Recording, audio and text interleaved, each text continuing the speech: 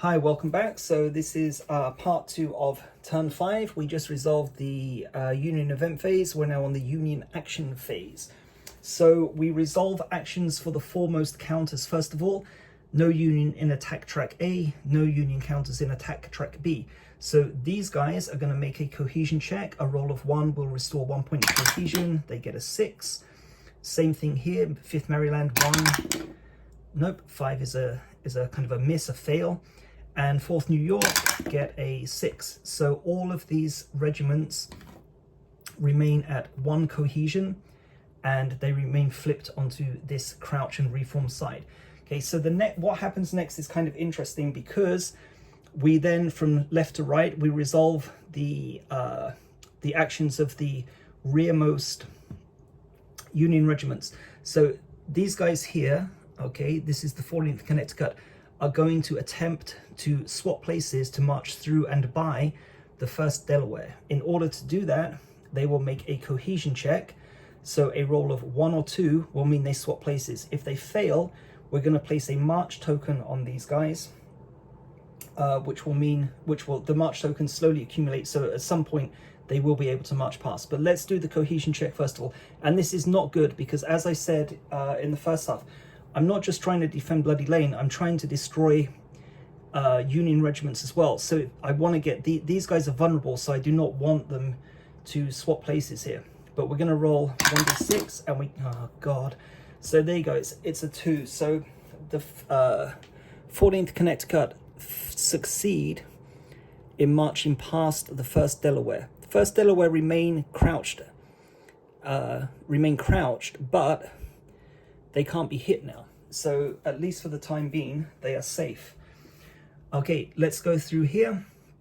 Okay, so these guys, this is any Union regiment in attack position number 1 makes an automatic move. So there's nothing to roll. So they're going to advance, and they are going to advance. And of course, next turn, this means that they can potentially march past these guys. So I want to destroy these regiments while I have the chance. So that's all there is to do for now in the Union action phase.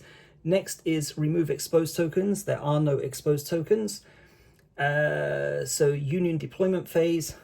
Next deployment phase is turn 8. We're on turn 5, so nothing to deploy, which brings us to the Confederate action phase. So I roll 4d6. Okay, remember I have an orders token, so I can re-roll one of the results. I assign the action die to the column and choose one of the actions available. So first of all, okay, I get a 1. So I'm going to resolve my orders token, and I'm going to re-roll the 1. And oh, perfect. Okay, that was good. So the 6s are good because they give me full choice of the actions available.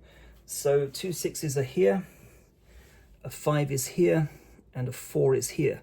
So I want to get as much fire as possible against these guys. So I'm going to do, let me think.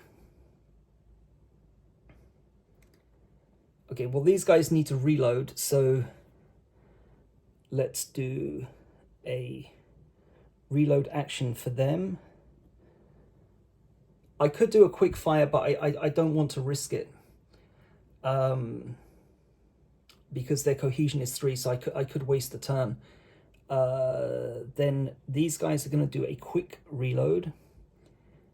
14th North Carolina will use oblique fire against these guys, and I might as well try a inspire action to get the cohesion of the 2nd North Carolina up. Okay, so let's go through it then. So these guys are going to reload, so that is an automatic result. Okay, you don't have to make a cohesion check. I turn them back up 90 degrees, and I flip and reduce the minion ball value to 3. So that was easy enough. These guys are going to use quick reload. Quick reload is not an automatic success. They have to make a cohesion check, but if they pass, they can then attack the target. So cohesion is 5, so 1, 2, 3, 4, 5 is a success, and we get a 1, perfect. So they turn 90 degrees again.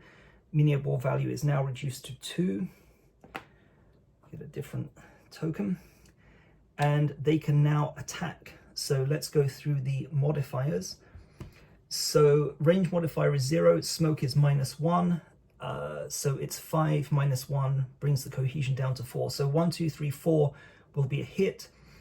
Minion ball value is 2 or higher, so a 1 will be devastating fire. But in this case, we don't want it, okay, because we just want 1 hit and we don't want to burn through the ammunition. So what did I say? So it's a 4. 1, 2, 3, 4 is a hit to destroy the 5th Maryland, and we get, oh, God, and it's a 6. Okay, so 4th North Carolina turned 90 degrees. The attack failed. Okay, next is the 14th North Carolina. So they're going to use oblique fire. Oblique fire is on an automatic -1. -1 again for the smoke is -2. No range modifier. So 1, 2, 3 is a hit to destroy the 5th Maryland. And I get a 4. Okay, so they also turn 90 degrees. They will need to reload. Okay, 2nd North Carolina are going to make a cohesion check. Their cohesion is 2, so a 1 or a 2 will be a success to restore. Sorry, this is the inspire action. So 1 or 2 to restore 1 point of cohesion. Oh, reroll, and I get a perfect. Okay, that's good. So 2nd North Carolina go up to 3. Is that on the other side? Yep. Okay, so that was a little bit better. So okay, not terrible, not great, but restoring a little. These guys are still vulnerable, so we have a chance to destroy them in the next round. I'm gonna have to get some ammunition going though. Okay, so that concludes the Confederate action phase. Next is the end of turn phase. The only thing that needs to be removed is the smoke token. So I will place that, take it off the board. Okay, so that concludes the end of turn 5. I'm going to mark it off over here. And in the next video, we'll go on to turn 6. So see you next time.